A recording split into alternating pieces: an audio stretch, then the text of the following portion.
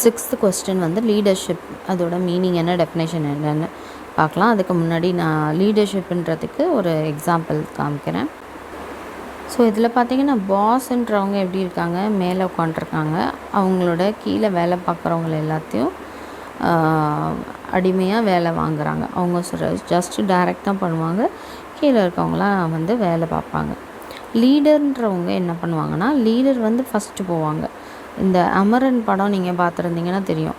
அமரனில் வந்து அவர் ஒரு லீடர் இல்லையா, லெஃப்டினன்ட் ஜெனரல் இருக்கிறாரு. ஆனால் அவர் என்ன பண்ணுறாரு, அவர் முதல்ல போய் அவங்களோட டீமோடு சேர்ந்து அவரும் ஃபைட் பண்ணுறாரு, ஒரு மிலிட்ரி மேனாக, ஆர்மி மேனாக.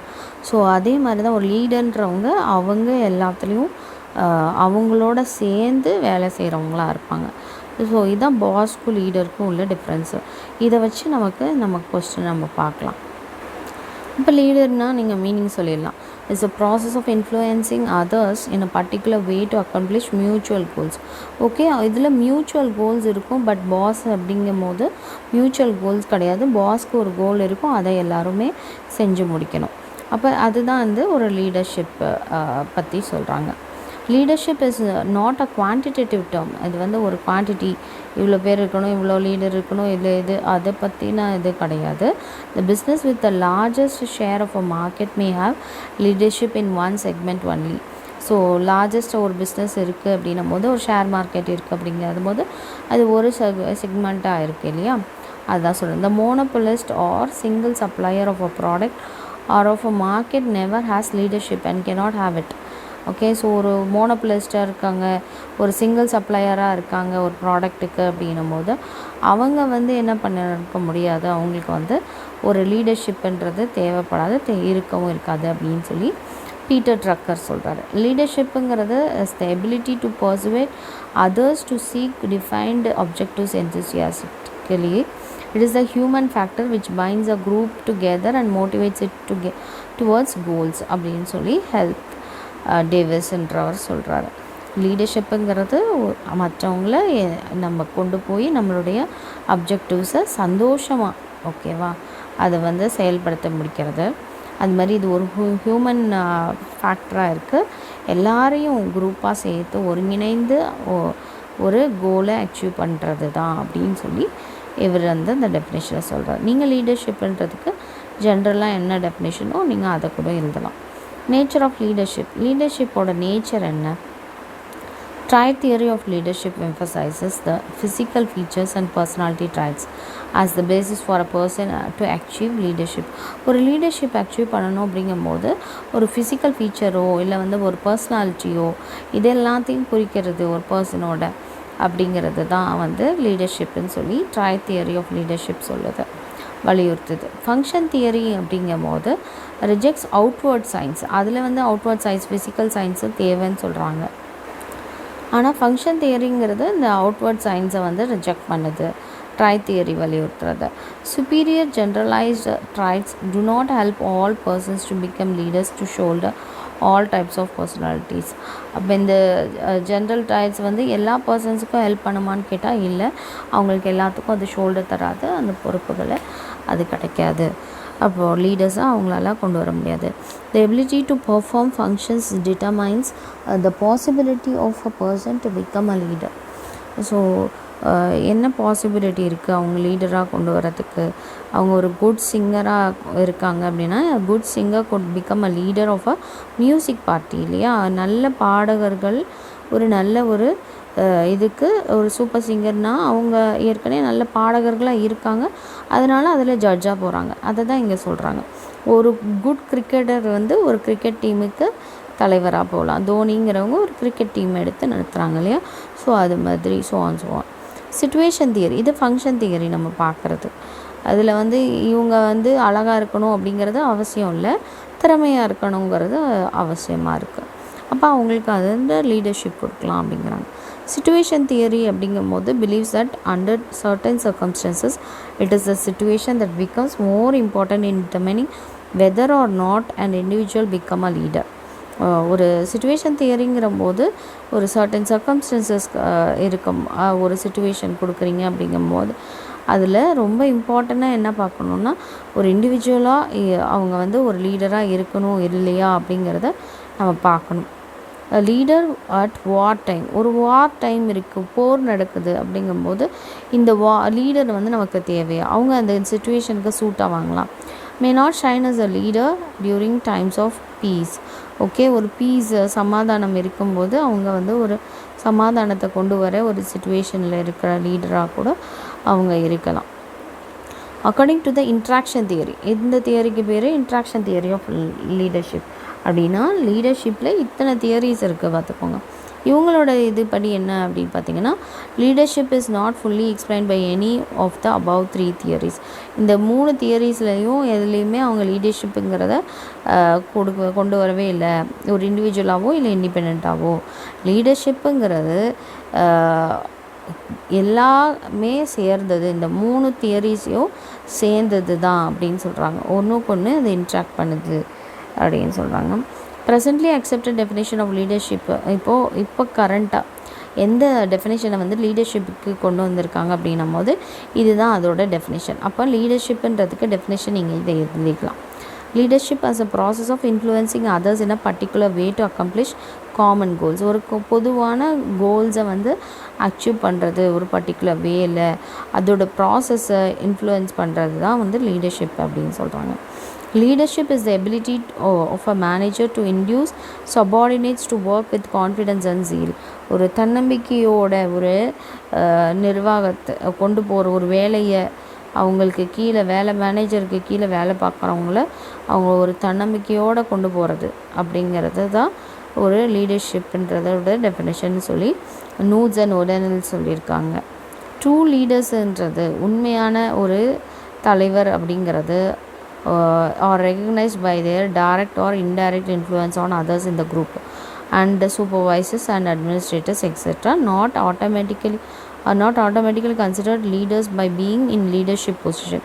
ஓகே, ஒரு உண்மையான லீடராக இருக்கிறவர் லீடர் இல்லை அப்படிங்கிறாங்க. உண்மையான லீடர்ன்றவர் எல்லாரையாலையும் அங்கீகரிக்கப்பட்டவராக இருக்கணும். அது டைரெக்டாக இருக்கலாம், இன்டைரக்ட் இன்ஃப்ளூயன்ஸாக இருக்கலாம், ஒரு குரூப்பில் இருக்கலாம், சூப்பர்வைசர்ஸாக இருக்கலாம், அட்மினிஸ்ட்ரேட்டர்ஸாக இருக்கலாம், யாராக இருந்தாலும் ஒரு உண்மையான லீடர்ன்றவங்கள இவங்க தான்டா கரெக்டான லீடர், இவங்க நமக்கு நடத்தினா தான் நமக்கு நல்லாயிருக்கும், இந்த நாட்டை வந்து ஒரு காப்பாற்றணும் அப்படிங்கும்போது இந்த நாட்டை கையில் கொடுக்கும்போது இவங்க கையில் கொடுத்தா நம்ம நாடு வந்து உருப்பற்றும், நல்லாயிருக்கும், லஞ்சம் வாங்காத நாடாக இருக்கும் அப்படிங்கிறத யோசிக்கிறது மாதிரி தான். ஸ்டைல்ஸ் ஆஃப் லீடர்ஷிப்போடைய ஸ்டைல்ஸ் என்ன அப்படின்னு பார்க்கும்போது லீடர்ஷிப்ஸில் நிறைய ஸ்டைல்ஸ் இருக்குது. ப்ரொவைடிங் டைரக்ஷன்றது ஒரு ஸ்டைலு, பிளான்ஸை இம்ப்ளிமெண்ட் பண்ணுறது, பீப்புளை மோட்டிவேட் பண்ணுறது, இதெல்லாமே ஒரு லீடர்ஷிப் குவாலிட்டியோட இதாக இருக்குது. It is the result of philosophy, personality and experience of the leader. அவங்களோட ஃபிலாசபி, பர்சனாலிட்டி, எக்ஸ்பீரியன்ஸு இதெல்லாம் பொறுத்தது தான். 4 கேட்டகரி இருக்குது. ஒன்று டைரக்டிங்கிறது அத்தாரிட்டேட்டிவ். ஓகே, அத்தாரிட்டரியன்னா உங்களுக்கு தெரியும், அவங்க பாஸ் மாதிரி.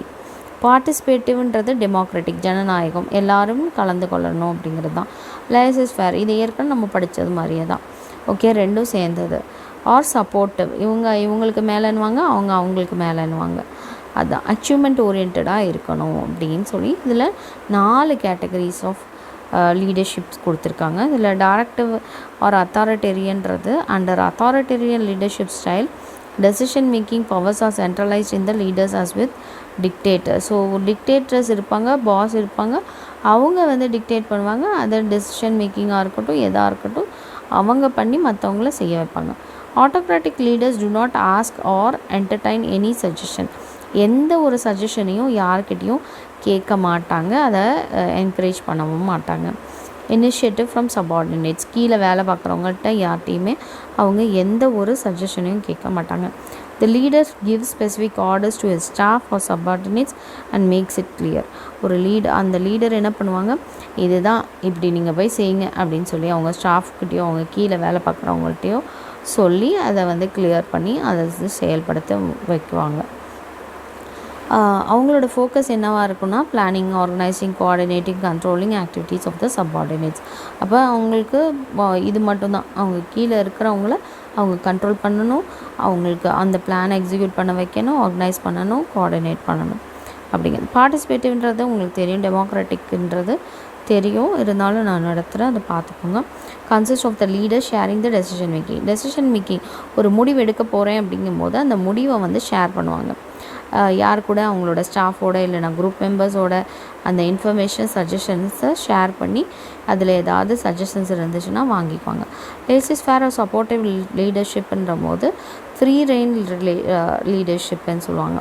Decision making is passed on to the decision. அதில் டெசிஷன் மேக்கிங் பாஸ் பண்ணல, இதில் டெசிஷன் மேக்கிங்கை சபார்டினேட்ஸ்க்கு கீழே வேலை பார்க்குறவங்களுக்கு பாஸ் பண்ணுறாங்க.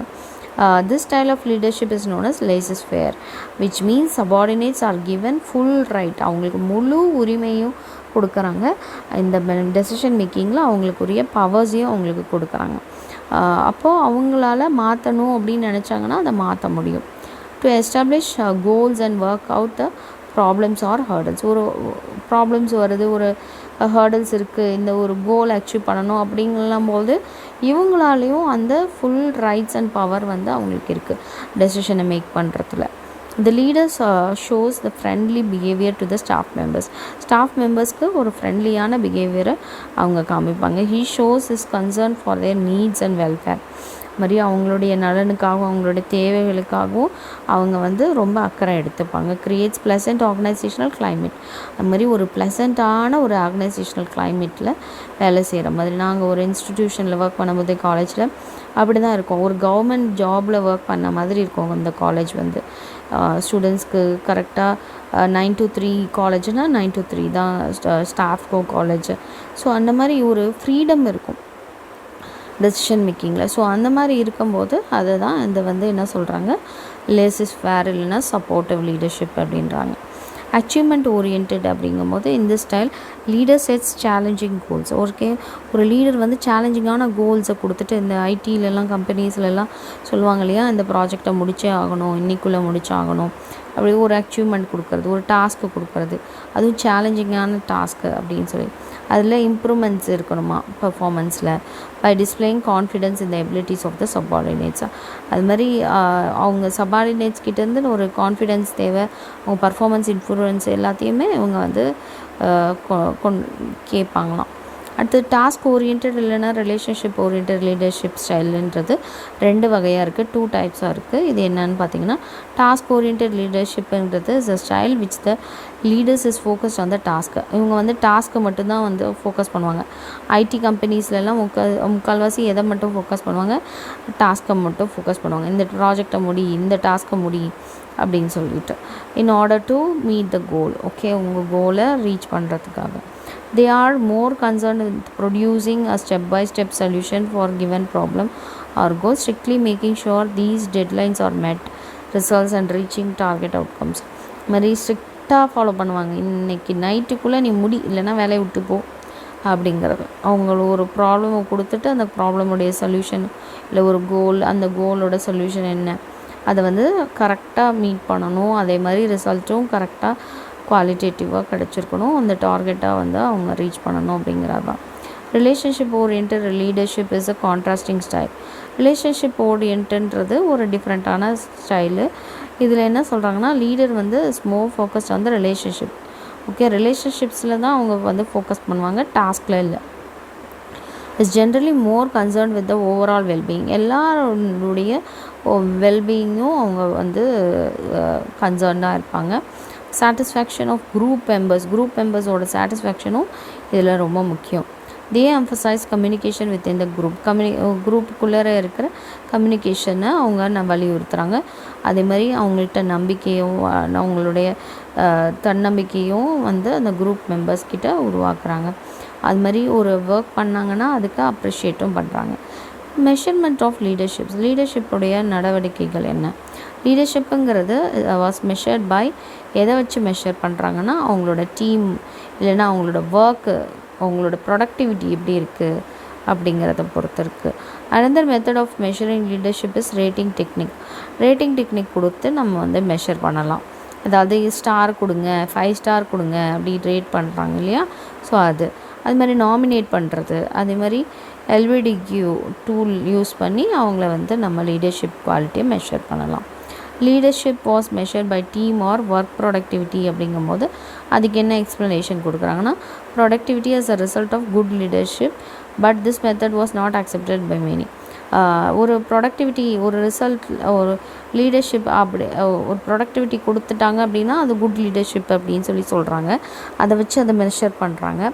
ப்ரொடக்டிவிட்டி கொடுக்கலன்னா அவங்க ஒரு குட் லீடர்ஷிப் கிடையாது அப்படின்னு சொல்கிறாங்க. ஆனால் இந்த மெத்தடை யாருமே அக்செப்ட் பண்ணிக்கிறது இல்லை. அது நிறைய பேர் அக்செப்ட் பண்ணிக்கிறது இல்லையா. அனதர் மெத்தட் ஆஃப் மெஷரிங் லீடர்ஷிப்ன்ற போது ரேட்டிங் டெக்னிக்கை வச்சுட்டு இந்த technique and individual leadership ability is judge by a few chosen judges. Okay, ஒரு சில ஜட்ஜஸை வச்சு அவங்க வந்து அதை ஜட்ஜ் பண்ணி கொடுக்குறாங்க. தீஸ் மேபி ஹிஸ் சுப்பீரியர்ஸாக இருக்கலாம், கொலீக்ஸாக இருக்கலாம், இல்லை சபார்டினேட்ஸாக இருக்கலாம், கீழே வேலை பார்க்குறவங்களாக இருக்கலாம். அவங்கள வச்சு ரேட்டிங் ஸ்கேல் கொடுத்து அவங்களோட லீடர்ஷிப் எப்படி இருக்குது அப்படின்னு கேட்பாங்க. The task of the judges to rate individual regarding traits he possesses. Okay, so each judge checklist listing a number of adjectives and attributes of leadership qualities. ஒவ்வொரு ஜட்ஜுக்கிட்டையும் இந்த செக்லிஸ்ட் இருக்கணும். இந்த செக்லிஸ்ட்லாம் அவங்க சாட்டிஸ்ஃபை பண்ணுறாங்களான்னு பார்க்கணும். அது மாதிரி லீடர்ஷிப் குவாலிட்டிஸ் அதோட attributes எல்லாத்தையும் நம்ம கொடுத்தணும். The judge has to indicate the degree of an individual trait or characteristics listed இந்த செக்லிஸ்ட்டை. ஓகே, ஒரு ஜட்ஜுங்கிறவங்க ஒரு இண்டிவிஜுவலோட ட்ரைட்டோ இல்லை கேரக்டரிஸ்டிக்ஸோ அதை வந்து அவங்க இண்டிகேட் பண்ணி அதை செக்லிஸ்ட்டில் வச்சு அவங்க செக் பண்ணுவாங்க. இதுதான் அந்த டெக்னிக். நாமினேஷன் டெக்னிக்குன்னும் போது இந்த டெக்னிக்கில் எம்ப்ளாயீஸ் வந்து நாமினேட் பண்ணுவாங்க. ஓகே, ஒரு ஃபியூ இண்டிவிஜுவல்ஸ், அதாவது சொல்லுவாங்க இல்லையா, யூனியன் லீடரை தேர்ந்தெடுத்தோம் அந்த கம்பெனியில், அப்போது அவங்க தான் தேர்ந்தெடுக்கிறாங்க, எம்ப்ளாயீஸ் தான் தேர்ந்தெடுக்கிறாங்க. who they consider good and bad leaders. Okay, individual receiving the largest number of positive nominations is easily recognizable as having succeeded in influencing people as leader. So ஒரு லீடருக்கு நிறைய பாசிட்டிவான நாமினேஷன்ஸ் கிடைக்கும் போது அவங்க ஈஸியாக சக்சீட் பண்ணுவாங்க, அவங்க பீப்புள் மத்தியில் லீடராக வந்துடுவாங்க. இதை நாமினேட் பண்ணி எலெக்ட் பண்ணுறது நாமினேஷன் டெக்னிக்குன்னு சொல்கிறாங்க. அடுத்தது பார்த்திங்கன்னா, யூஸிங் த LBDQ அப்படிங்கும்போது என்னென்னா leadership behaviour description questionnaire use பண்ணி அந்த லீடர்ஷிப் பிஹேவியரை இவங்க வந்து மெஷர் பண்ணுறாங்களாம். அதாவது ஓஹியோ யூனிவர்சிட்டி USA ஹெம்ஃபில் அண்ட் ஹெம்ஃபில்ன்றவங்க கொண்டு வந்தாங்க. லேட்டர் யார் எடுத்தாங்கன்னா ஹால்பின் அண்ட் வின்னர்ன்றவங்க இதை எடுத்தாங்க. The tool has 2D. Okay, 2 dimension இருக்குது. ஒரு டைமென்ஷன் என்னென்னு பார்த்தீங்கன்னா ஸ்ட்ரக்சர் இனிஷியேட் பண்ணுறது, இன்னொன்று ஹியூமன் கன்சிடரேஷன்றது ரொம்ப முக்கியம். இதை வச்சு கொஸ்டினர் ப்ரிப்பேர் பண்ணி அவங்கள வந்து எவாலுவேட் பண்ணுறாங்க. லீடர்ஷிப் குவாலிட்டிஸ் என்ன இருக்குன்றதை பார்க்குறாங்க. The tool is used to assess whether the principal or head is structure oriented or consideration oriented. இந்த டூல்ன்றது எதுக்காகனா ஒரு பிரின்சிபலோ ஒரு ஹெட் மாஸ்டரோ அவங்கள வந்து ஸ்ட்ரக்சர் ஓரியன்டாக இல்லை கன்சிடரேஷன் ஓரியன்டான்றதை செக் பண்ணுறதுக்கு. இதில் 15 ஐட்டம்ஸ் இருக்குது, அதாவது 15 கொஸ்டின்ஸ் இருக்குது, டைப்ஸ் ஆஃப் கொஸ்டின்ஸ் இருக்குது, மாடல்ஸ் இருக்குது. டோட்டல் நம்பர் ஐட்டம்ஸ் என்னன்னு பார்த்தீங்கன்னா 30, மொத்தமாக 30 இருக்குது. All the items are scored on a point scale. எவ்வளோ 5 பாயிண்டில் இருக்குது. 5 ஸ்டார் கொடுங்கன்னு சொல்லுவாங்க இல்லையா, அது மாதிரி இந்த 5 பாயிண்ட் ஸ்கேலில் இருக்குது.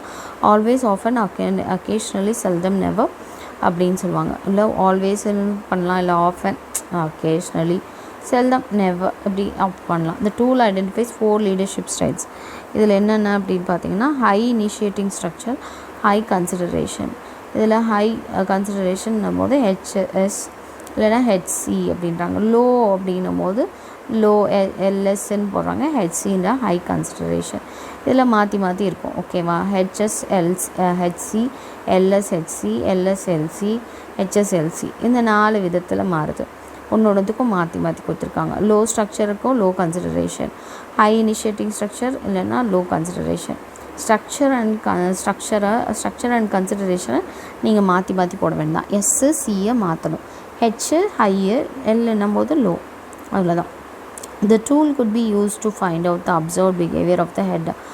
ஒரு பிஹேவியர் அப்சர்வ் பண்ணுறாங்க ஒரு ஹெட் ஆஃப் த இன்ஸ்டிடியூஷனோ இல்லை ஸ்டாஃப் மெம்பர்ஸ் அப்சர்வ் பண்ணுறாங்க அப்படின்னும் போது அவங்க அதை கம்பேர் பண்ணி அவங்க அதை வந்து செல்ஃபாக வந்து அதை எவாலுவேட் பண்ணி அதை போடுவாங்க. Leaders believing in democratic leadership could strengthen their leadership by periodically getting feedback. ஒரு ஃபீட்பேக்கை வந்து எப்பொழுதும் பிரின்சிபலோ ஹெட்மாஸ்டரோ யாராக இருக்கட்டும், ஒரு தலைமைத்துவத்தில் இருக்கிறவங்க, ஒரு லீடராக இருக்கவங்க ஃபீட்பேக்கை வாங்கி அந்த ஃபீட்பேக்லேருந்து அவங்க இம்ப்ரூவ் பண்ணிக்கலாம். about their leadership pursued by staff members and take necessary adjustment in leadership styles. leadership stylesல நெசசரியான அட்ஜஸ்ட்மெண்ட் ஏதாவது இருந்துச்சுன்னா அதை எடுக்கிறது தான் ரொம்ப நல்ல ஒரு டெமோக்ராட்டிக் லீடர்ஷிப் அப்படின்னு சொல்கிறாங்க. அதை வந்து ஸ்ட்ரென்தன் பண்ணுவோம் அப்படிங்கிறது தான். இதோட இந்த லீடர்ஷிப் டாபிக் முடிஞ்சிச்சு.